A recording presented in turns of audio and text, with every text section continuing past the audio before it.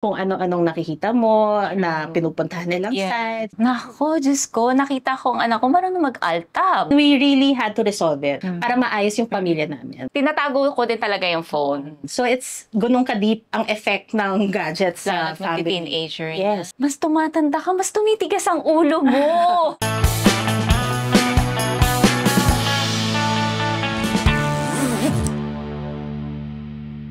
Actually, I experienced na yung anak ko, my eldest, was bullied, cyberbullied. So, since I have control of yung teams nga niya sa online, nakita ko yung mga chat groups.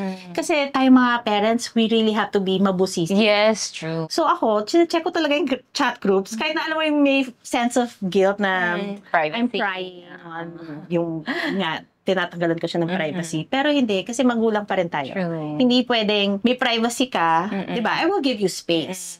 But hindi pwedeng 100% mundo mo lang. Di ba? Mundo mo is mundo ko rin. So, when I was checking, talagang may sa kanya.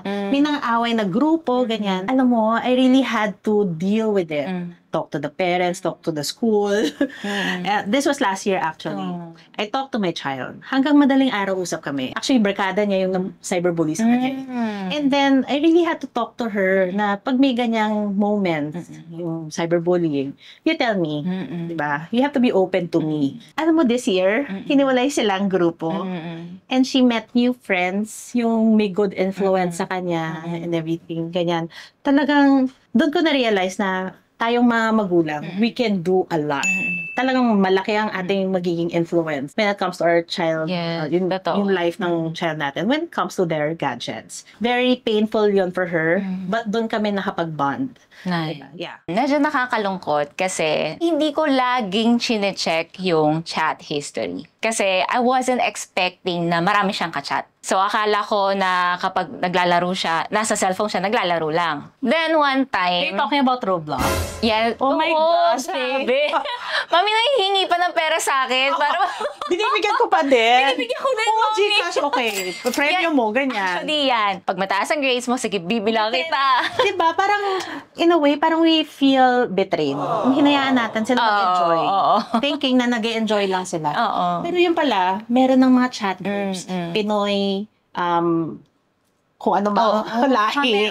Diba? You will discover a lot about your child. Yun nga. Diba? It's sad. I know what you're talking about. Things na hindi mo ina-expect na may ganong characteristic pala yung anak mo. Makita mo yung personality niya. Naiyak ako. I mean, it's normal. Kaya tinutulungan na kita, moms. Kasi alam kong... Lalo't lalaki yan sa akin. Oo, lalaki sa'yo. But, alam mo sa akin, babae. But I experienced that. And yun yung sinasabi kong nag-usap kami hanggang madaling araw din.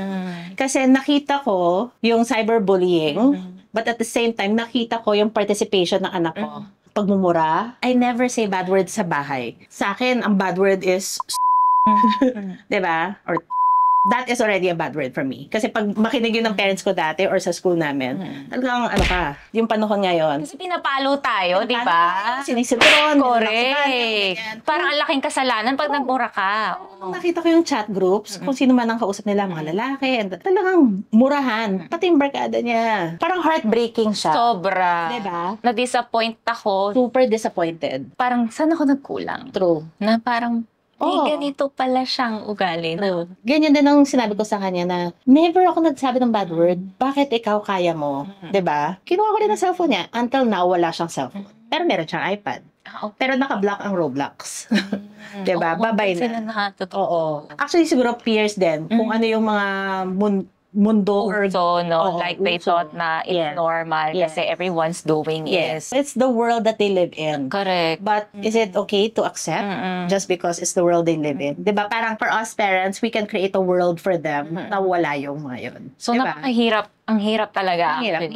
Kailangan talaga i-balance. Oo. Kahit feeling mo na ginagawa mo naman na yung best mo, meron at meron pa rin talagang makakalusot, nakakasad, na parang you thought na everything is okay. We have to make them feel na stay sila sa'yo. Yung sinasabi na unconditional love, kahit na sumasakit ang ulo mo, kumbaga may problema ka na datagtag pa yung ganitong sitwasyon na kailangan mong upuan.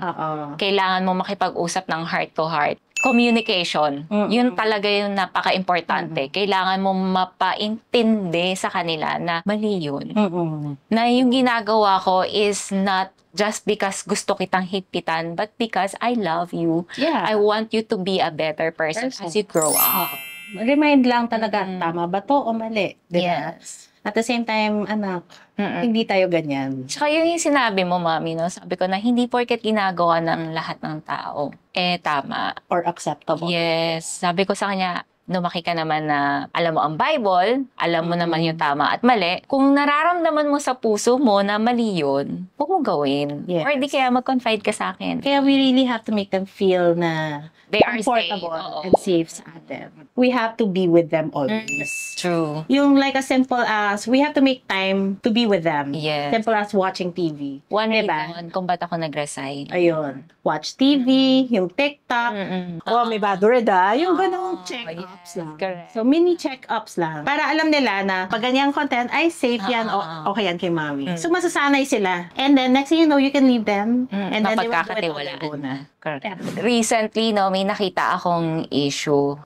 This well-known influencer posted a picture of his son na nasa loob yung inflatable pool. Okay. Tapos pinictura niya. And then, ang daming mga negative comments from other people. Tapos, ang sabi niya lang, my house, my child, my rule. So, nga naman, since sobrang na-practice ang freedom sa social world, don't overshare. Lagi may critics. Hindi natin maiwasan yan. And feeling kasi talaga ng ibang tao na parang they have the rights para magsalita sa family mo or kontrolin kung paano mo ginagawa yung buhay mo and ng family mo. Yung sa akin naman, sa side ko, kasi kung ano-anong nakikita ng mga kids, meron ding IG, di ba? Minsan nahiraman yung phone ko, tapos titignan nila, makikita nila na merong bata, parang perfect family. And then, you know, I would always think na parang, baka iniisip ng anak ko na, bakit hindi tayo ganito?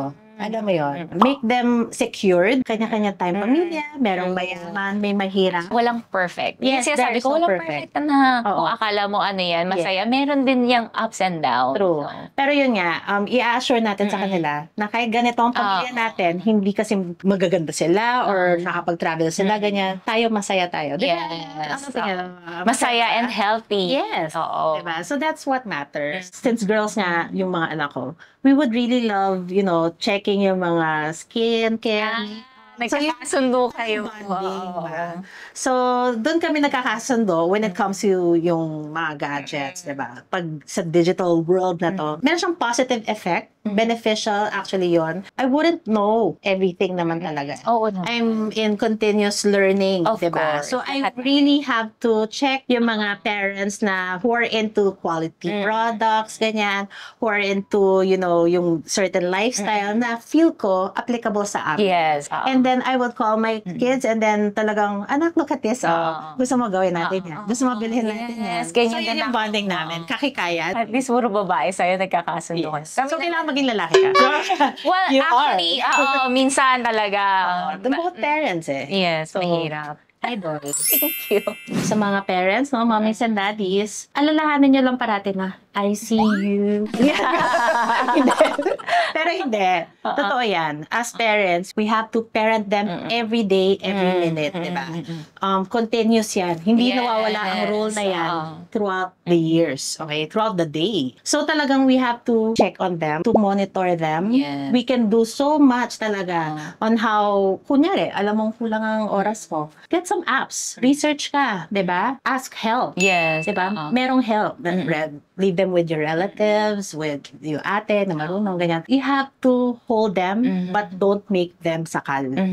Time and communication. Napaka-importante niyan. Time para kahit gaano ka ka-busy, dapat meron kang oras para sa mga anak mo. To check up on them, kung okay pa ba sila, kung meron ba silang gustong sabihin na nahihiya sila, or may nangyayari na ba sa school nila or anything. You have to make them feel comfortable para mag-confide sa'yo. Para sa mga mommies naman na nag-struggle, no, if you think hindi enough yung ginagawa nyo, or you think na nagkakamali kayo, or madami kayong pagkakamali sa pagpapalaki ng kids nyo, it's okay kasi lahat tayo actually dumadaan sa ganyan. Yes. And it's normal. Life is a learning process. Parenting is Yes. a continuous process. Yes. Diba? Yun. Thank you for watching BB Talk!